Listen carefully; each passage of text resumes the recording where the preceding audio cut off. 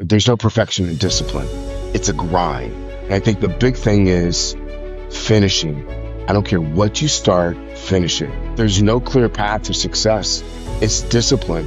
And those who have discipline just don't stop. It's about the process of getting to the outcome. And sometimes that outcome isn't great, but you finished. Hi, everybody, and welcome back to the Cena podcast. Right now, I'm actually sitting in a hyperbaric chamber. And not only is it a hyperbaric chamber, it's actually the biggest hyperbaric chamber in the world. I'm right here with today's guest, Sean James. Sean, it's so good to have you here. Thanks for having me. I'm happy to be here.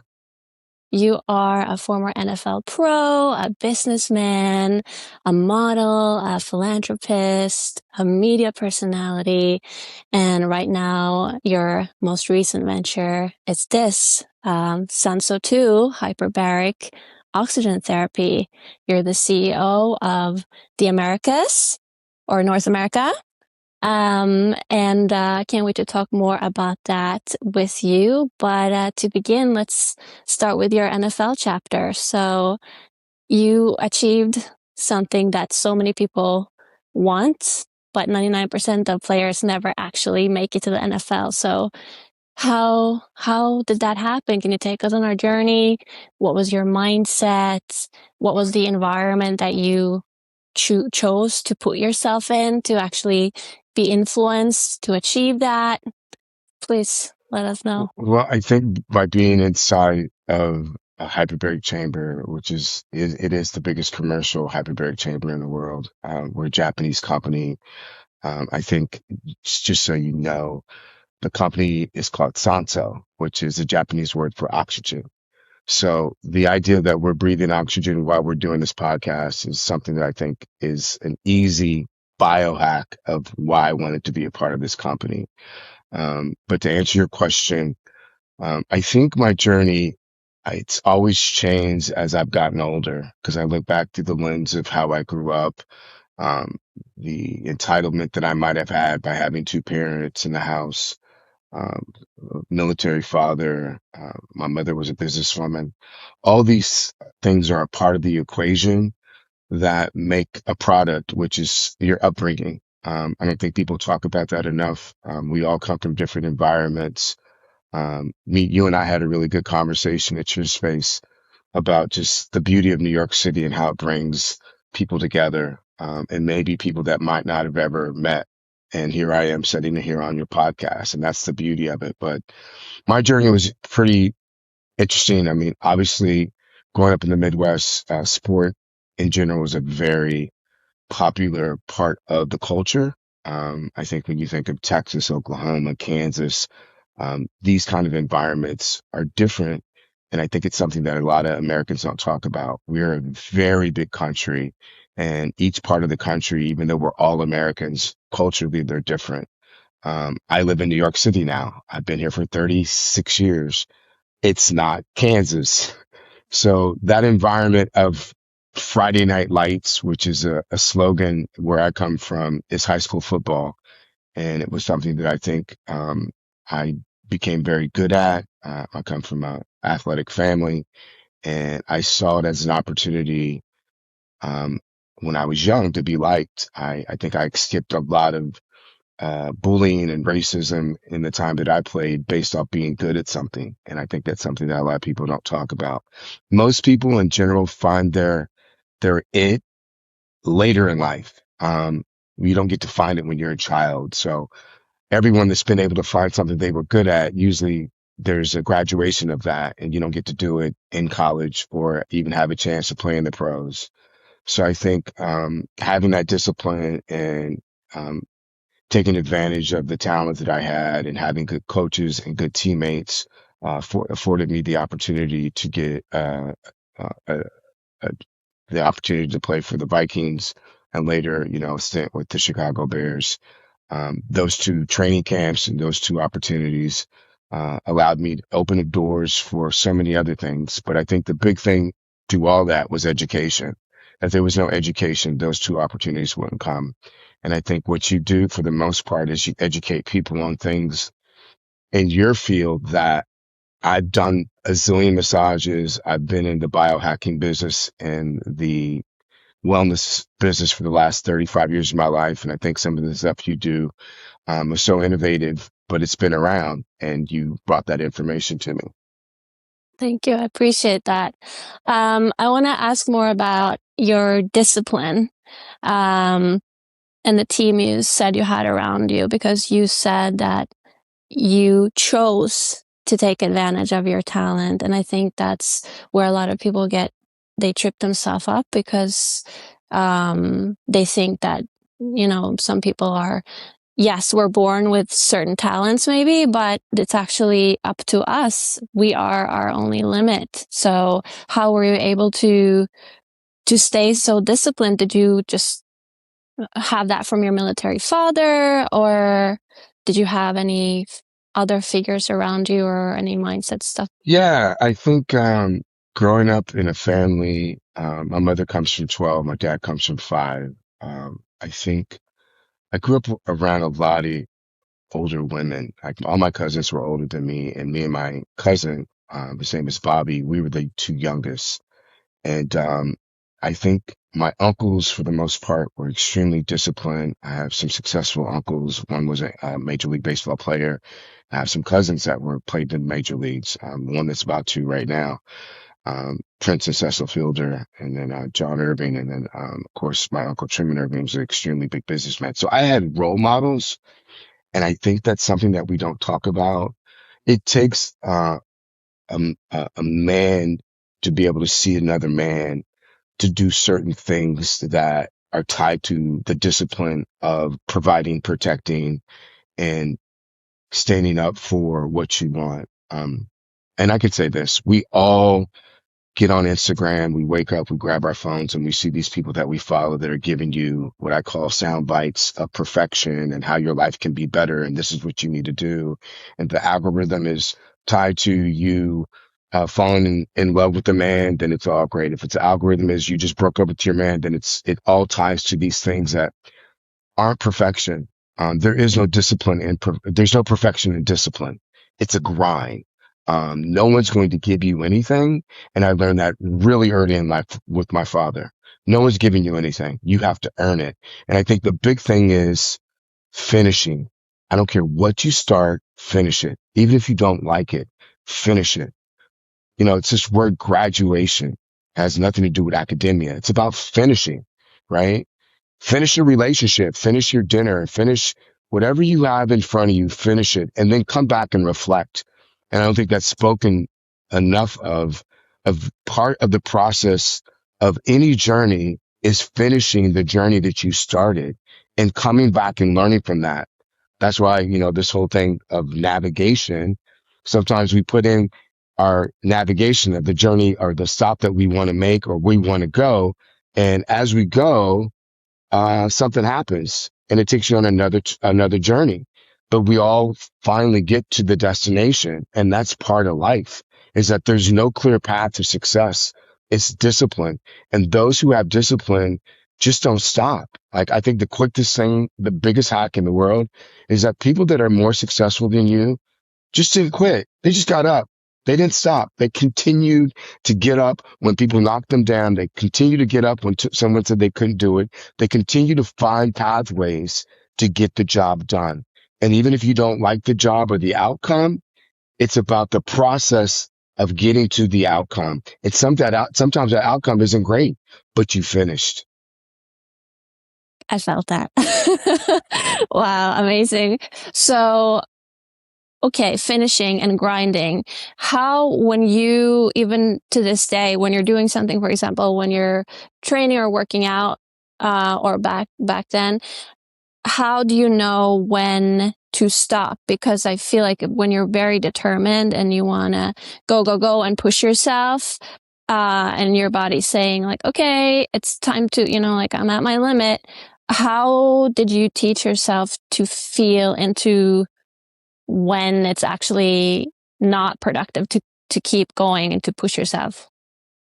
Good question. I think a lot of it in the beginning of from an athletic standpoint, but it also ties into discipline of the parents that you have is um, really being having an understanding of your own mindset and your body, and that comes with experience. I think when you're young, that's why you need coaching, right? You need a therapist. You need these things that kind of give you the guide and the pathway to success.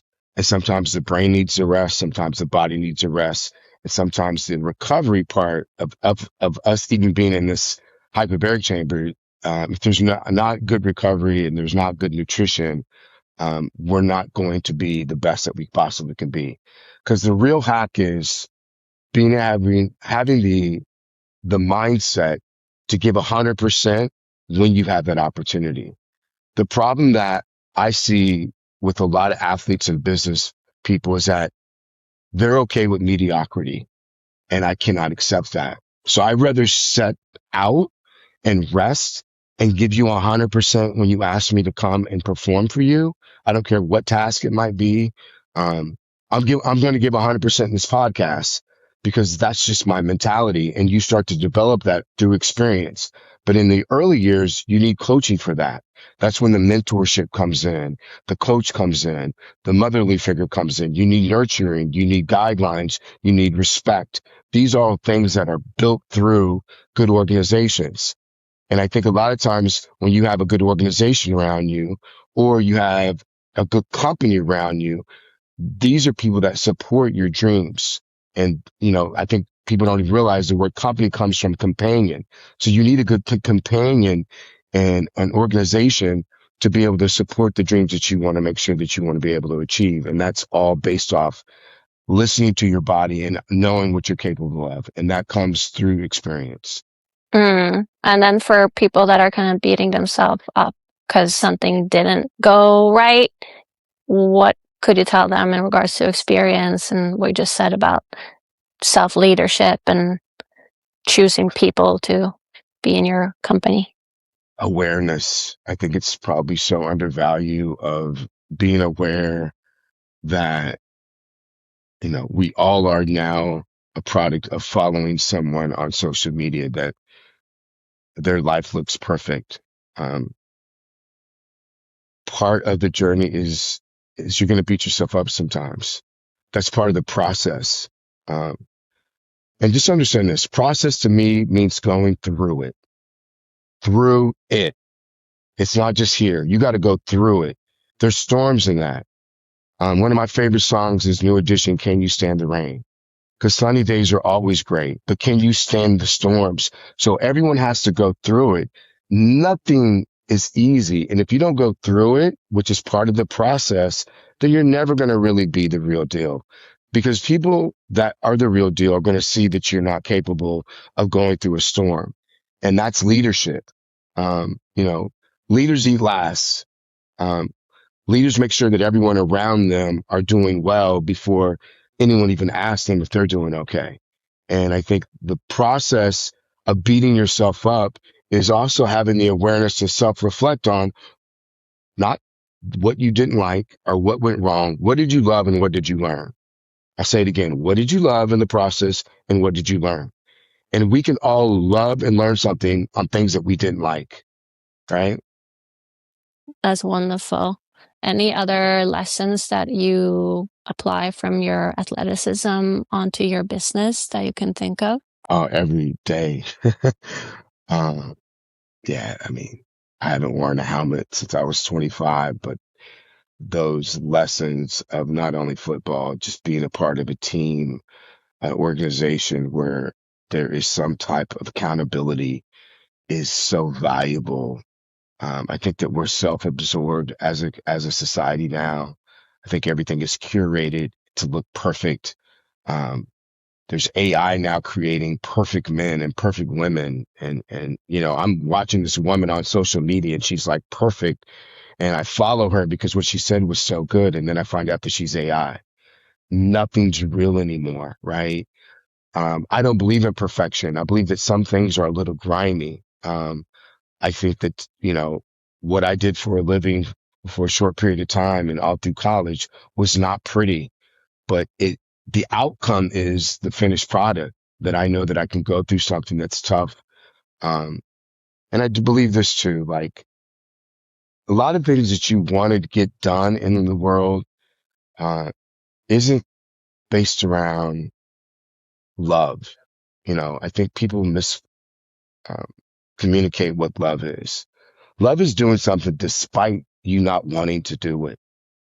Um, there's a lot of things that I don't want to do, but if I love it, I'll do it anyway. So understand the difference. Love isn't someone telling you that they love you. Love is someone doing something for you when they didn't want to do it, like loaning you money when they didn't want to do it, but they loved you, or asking if you were okay when they're not okay. Um, I have this thing called I preach to myself is I got you. Um, and my close friends know what that means. I try to make sure that I put money in everyone's pocket when they're around. I take care of them. I love hard. And I think if you don't love it in the beginning and there's no process of getting to love it, then it's probably not what you should be doing. Find something that you love. Mm, wow, that's so true. Okay, so right now we are sitting in, like I said, the world's largest hyperbaric chamber. You mentioned Senso too. You're the CEO here in America. Um, Talk to us about how you got into this and all the mechanics behind it, what it's good for, all of that. So for the most part, I've always been someone that I guess this word biohacking, um, which I'm old enough to know that that wasn't a word 20 years ago, uh, was the ability to get information to not make left turns when you can make right turns. And that's life, right? If you have someone that's done something before that you have tried to do it and they have information that you don't have and they give you their thoughts of how to do it, that's hacking. And that's what, smart people do. I want to take a lot of pride in wanting to think that I'm smart. I'm going to be around people that are smarter than me, that have done more than me, and ask them questions. And the big question for me is why? Why do you do what you do? And what did you learn in doing that?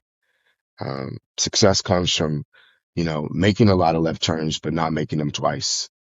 Um, so the ideal of understanding the wellness space and what recovery is and all the things that happen when you get into a hyperbaric chamber, I knew a long time ago. But why I got involved with this company was I'm claustrophobic, and the so-called chamber are small tubes or capsules or zip ups. And I just knew that I would never be able to sustain an hour in doing that without feeling claustrophobic or, having anxiety of leaving doing it. I have a hard time doing MRIs and I've had 12 major surgeries. So, Leo, who was a partner of mine, who is the CEO, I am the president. We're partners in this, bought this opportunity to me. And, I work in finance. I have a finance background and he was on Wall Street, but he managed, the gentleman that owns this company, who's an engineer, and said, "Hey, man, we have an opportunity to bring this to the US. Would you like to spearhead this?" And I went to Japan and saw that it was a box, saw that I could stand up in it, saw that I could be in a suit, I could work inside of it, do my emails, be active. We could do a therapy session here. There's so many things that you can do. I was like, this is a no-brainer. And so I got involved and I've been involved for the last 2 years. And obviously we're setting in Midtown East Side Manhattan at Grand Central Tower. And we have a showroom because it's an experiential product that a lot of people actually have to be inside of to really know what it does. And I can go into the science of it if you want, but there's a lot of. So the big thing is that you're getting uh, a concentrated oxygen into your blood. And when you get concentrated oxygen into your blood, it has the ability to reduce inflammation. It's almost like it goes through your mouth into your nose. This is where we get oxygen. If I did this right now, within 3 to 5 minutes, I'm going to have brain damage or I'm going to die. So this is where everything happens, right? So being in a pressurized box, which we call dives, I take you 20 to 30 feet underwater and I pressurize it so your body's being squeezed, which brings all the inflammation out. And then I pump oxygen into your airways, which gets into your brain, into your blood flow. When you do that is when the magic happens. Stem cells are released. A lot of cellular activation releases. The cognitive part of your brain allows it to rest. This thing can cure snoring. It's one of the best things for sleep apnea. There's so many benefits for it, from the cognitive part of it, from dementia, Alzheimer's, autism, and just recovery in general. Libido for you older folks out there. Um, all these things are based off longevity. And right now, the wellness and tech sector is probably one of the biggest in the US or the world, of people wanting to live longer, but not only live longer, feel good living longer. I don't want to be old and not be able to communicate with my maybe one day grandchildren, if I don't have the ability to use my brain. And so, I'm 57 years old. It's done a lot for me in the last 2 years of just being able to come in here every day and get inside the box. And from the ideal of post surgery, pre surgery, um, any kind of inflammation on the face, um, if you're a social drinker like I am, usually my face is swollen, you get inside the box, it reduces all the inflammation. And when I keep bringing inflammation, let me explain this to you. We're all going to die from some form of inflammation. Inflammation of the brain is a stroke. My mother's had two. Inflammation of the heart is a heart attack. And so when we can reduce inflammation, it allows the body to get blood to where it needs to go to heal. And that's why athletes have always been the number one target for anything, for just the general public to say, hey, do we trust this? Right. Um, so this isn't just for athletes. It's for anyone, from senior living facilities to 8-year-old kids that broke their arm. We have the ability to reduce inflammation and speed up recovery. Being in this for an hour is equivalent to 4 hours of good sleep. Impressive. That's everyone wants to get away from inflammation, and it really feels amazing. So I can definitely also relate to what you said about claustrophobia, because I think a lot of people never went in a hyperbaric chamber for that reason that you mentioned, that it's looks so small, and now here we are. And you're stuck in there. Yeah. You can't just open the door, like you're stuck in there. So that was a big um, game changer, me wanting to be a part of this company, and really, because the benefits are, I know, I mean, they're a game changer, but it was like, I'm not getting inside of a small chamber. So that's all. He's done so well in Japan, and our company's existed for 27 years. So this is not new. And hyperbaric therapy has been around for 100 years. So out of all the WellTech products, from red light therapy to cold plunge to cryo, um, that's a lot of new technology. We enhance all those things because no one could set at sea level, which is 1.0, look outside, and then I take you 17 to 25 feet underwater and put concentrated oxygen into your blood. Wow. Let's go back to your NFL chapter a little bit, because I wanted to ask you, when you actually reached that goal, how long did it take for you to kind of feel differently about it, or to like how long did it take for you to get used to that new reality? And also, when that chapter came to a close, was it a big crash, or were you able to use your mental discipline to avoid a big dopamine crash after? Well, I think what a lot of people don't realize is the word, or the acronym NFL, for us players means not for long. The average player plays less than 3 years. Um, I was on two rosters. I got 2.5, 3 years, 4 years technically, in the sense of just popping around from team to team.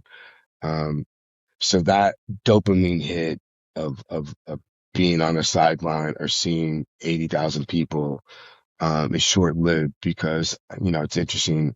I talk to other players and we're always asked, what moment do you remember? And a lot of us don't remember the moment because a lot of us didn't play long enough to feel comfortable. The contract these guys are getting now, it was different in the 1990s, but you don't feel comfortable because you're always worrying about getting cut. Um, am I going to have a job next week?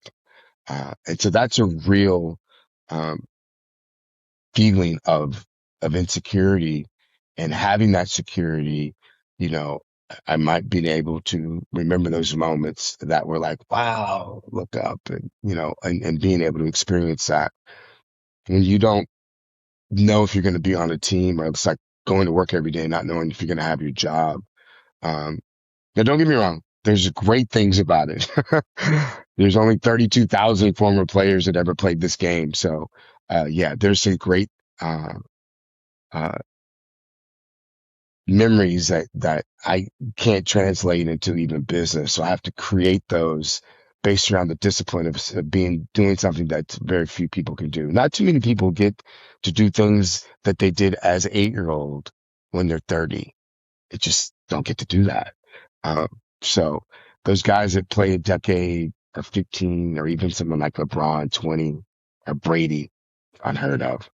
You got 42-year-old out there playing with a 22-year-old. It's unheard of. So yeah, the fraternity though of being a part of it is really where the benefits come post playing career, because you see the guys that had that same discipline of being pros now translate into business or fatherhood or anything that they put their mind to, because they know how hard it is to, as I said earlier, when you get knocked down, get back up. That's all we do.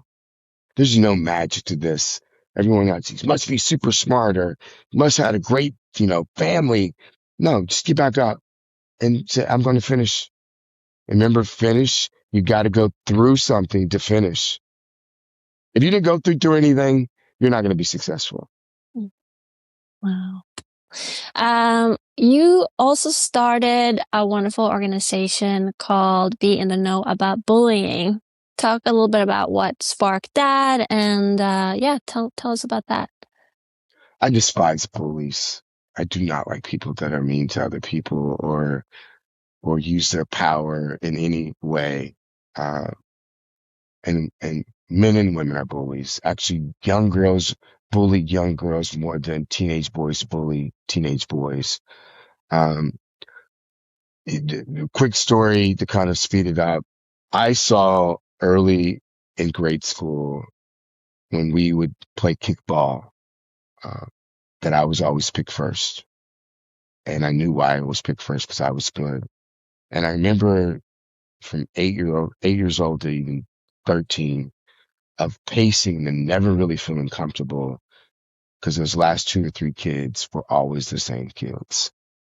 And it's something to reflect on as a grown up, that I still thought about that maybe this kid that might not be athletic, could be the next Elon Musk. We don't know. This kid might have autism, and maybe he doesn't communicate that well. I didn't know any of that when I was 12, but I had emotional intelligence to know that something wasn't right about it. And I felt sorry for those kids, and it stuck with me. And as I went through college and I saw the envy of even maybe my talent or being nice to people, as I got older, I realized that everyone's not kind. A lot of the behavior is mimicked. They learn it from the people that raised them. And I wanted to do something about it. So I said, if education leads to going through something and you learn something through education, and there's a curriculum that you have to follow, why can't we put that in grade schools and high schools, and people follow this journey of being a good, kind human before anything? Let's just do that first. Let's just be good people, right? Um, and that's cultural too. I know when I'm in the Midwest and I hold the door for someone, they look at me and they go, thank you. In New York, might not get that. Um, and it's just part of culture, right? Something that you have to understand. So when you create a culture of kind people, an organization, your company, your colleagues, your friends, A lot of that's tied to community. When you create a community that's tied around looking out for one another, that's when the community flourishes. So I wanted to create communities throughout the country based around kindness. And as corny as that might sound, it's extremely important that being polite versus genuinely being kind are different. People that are kind are just kind. They're not doing anything intentional. They're doing it because they want it. That's just who they are. And there's people that are not kind that are intentionally don't care. And so that's where the emotional intelligence comes into the part that I have a lot of empathy, and I'm not sure if it's helped me or hurt me in my lifetime. Um, I know I've lost a lot of money for being too empathetic because I've helped too many people out, but that's just who I am. So you got to find out who you are. And I've never ever celebrated someone that just were intentionally were not nice to other people. When you're with someone and you're like, oh, that's Sarah. You have to warm up to her. It takes her a while before she actually starts to be nice to people. Well, Sarah has a problem. Sarah, you should work on that. Don't be mean to people. Nobody needs to warm up to you. You should be nice to everyone just because it's part of being a good human. So that's why I started the program. Yeah, that makes sense to intentionally put that intention out, take charge of actually putting kindness out into the world and not just flying by the seat of our pants and hoping that, people, yeah, connect to their hearts because, like you said, it's so many things that are going on in this world, and it's good to just focus on that No part. one will ever misjudge you for being nice.